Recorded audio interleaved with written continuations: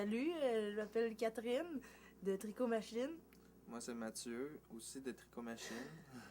On va répondre à des questions, je crois. Oui, question Internet. Vous êtes ici à MPC, vous allez parler, j'imagine, de votre album de Noël. Puis je suis sûr que je suis pas le seul qui a trouvé que c'est une idée super cool. D'autant plus, moi, je trouve qu'à Noël, je sais jamais quoi écouter. Tu sais, Bing Crosby il devient vieux assez rapidement. Déjà qu'il est vieux. Est-ce que c'est un peu là qu'est venue l'idée?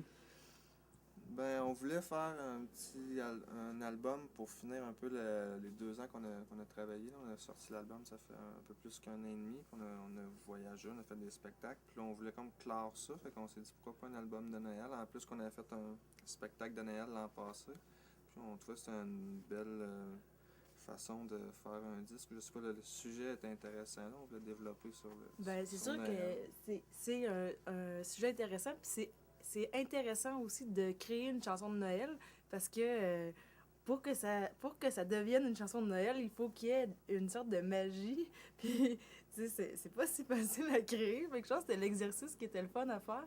Puis sinon, mais comme tu disais, Mathieu, c'est de faire un album qui allait nous permettre d'être en vacances un mois plus tard, tu sais. On l'a sorti le 25 novembre.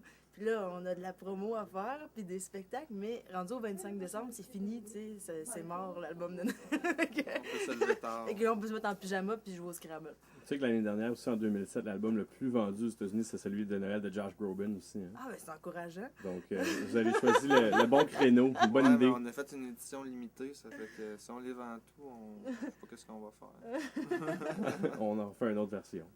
On va faire un nouvel album.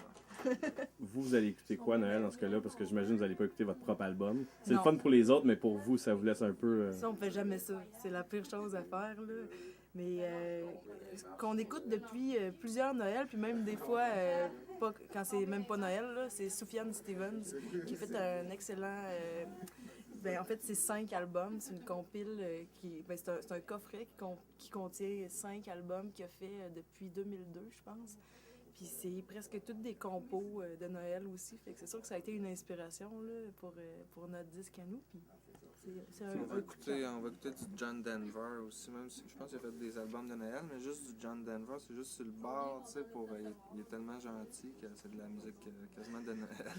Vous êtes à peu près la 5e artiste qui me mentionne Sufjan Stevens. Pour vrai? Oui, je pense que c'est très populaire. Ben, en tout cas, Un artiste pour les artistes. Si tu demandes à des artistes qui ont du goût, c'est sûr.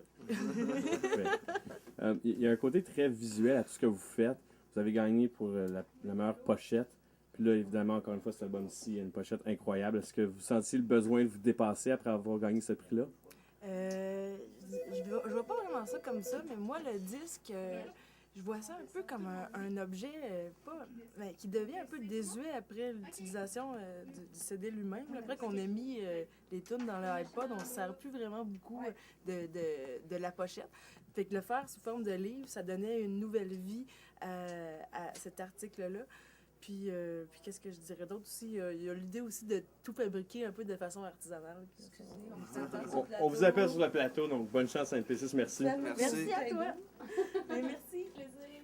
Bonne soirée. Merci. Merci. Bye.